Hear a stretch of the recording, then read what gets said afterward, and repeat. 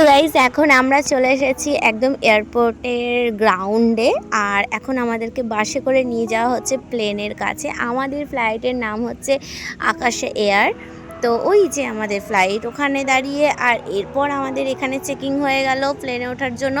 আর তারপর আমরা এখন উঠছি, প্রথমবার উঠছি, মানে ফ্লাইটে ভীষণ এক্সাইটেড, খুব মজা হচ্ছে, ভীষণ আনন্দ হচ্ছে। তারপর আমরা ফাইনালি উঠে গেছি, আর এত যে ভালো লাগছে কি বলবো।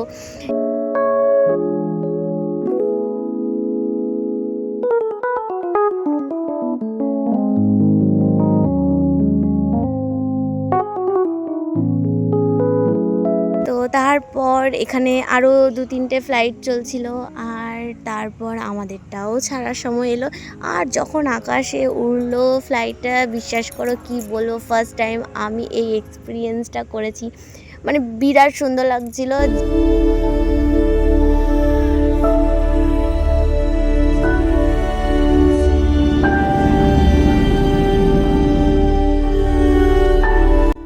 প্রায় 2.5 ঘন্টা পর আমরা আন্দামানে পৌঁছালাম। আর এখন দেখো আন্দামানের জল, মানে পুরো সাগরের জল দেখা যাচ্ছে। আর এগুলো হচ্ছে দ্বীপগুলো, ছোট ছোট দ্বীপ, পোর্ট ব্লেয়ার, হ্যাভলক, এই সমস্ত দ্বীপগুলো কত সুন্দর লাগছে।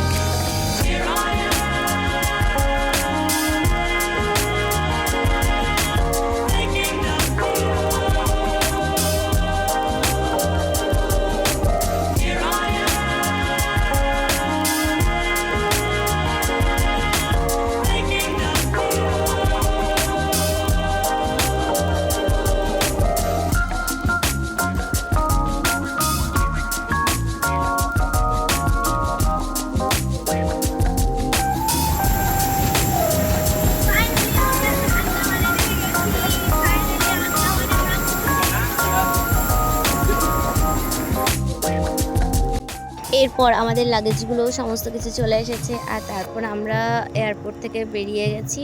পোর্ট ব্লেয়ার একটা ছোট্ট এয়ারপোর্ট, আমাদের কলকাতার মতো অতটাও বড় নয়, কিন্তু ছোটোর মতো সুন্দর, খুব সুন্দর।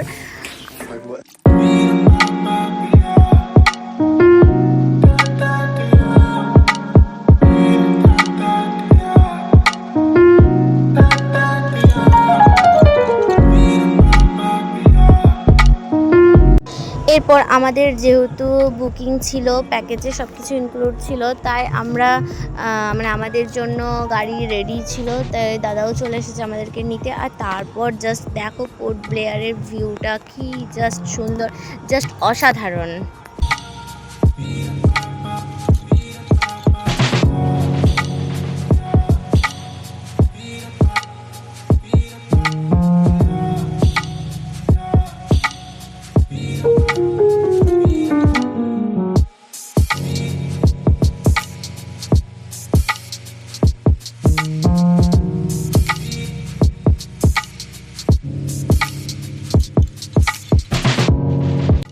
আর তারপর আমরা আমাদের হোটেলে চলে এসেছি। আমাদের জন্য পোর্ট ব্লেয়ারে এই হোটেলটাই বুক করা হয়েছে। এরপর আমরা রুমে যাচ্ছি।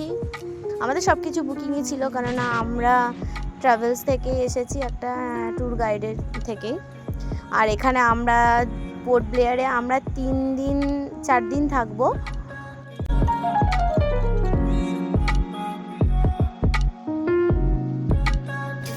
তো এটা হচ্ছে আমাদের রুম। এখানে একটা ওয়ার্ড্রপ দিয়েছে, এখানে তারপরে কিছু দিয়েছে, যাই হোক, এখানে কেটল সব কিছু দিয়েছে। এখানে সাজবো আমি, সেই জন্য আয়না দিয়ে দিয়েছে, ড্রেসিং টেবিল। আর এখানে একটা সোফা রয়েছে, এই যে বেড। আর এটা বাথরুমটা দেখে নিই একটু। বাথরুমও ঠিকঠাক। ফাইনালি পৌঁছে গেছি। তো এখন আমরা এবার ফ্রেশ হয়ে নিই। ফ্রেশ হয়ে তারপর খাবার খেয়ে নিয়ে 2টোর সময় বেরোবো। আশালা জেল, কুক বিচ, এই সমস্ত কিছু একদিন ঘুরবো। তো তোমাদের সাথে সমস্ত ভিডিও শেয়ার করব, সাথে থাকো। আর চ্যানেলটা সাবস্ক্রাইব করে দাও। আন্দামানের ফুল ব্লগ তোমাদেরকে শেয়ার করব, জানাবো। তো চলো আপাতত টাটা।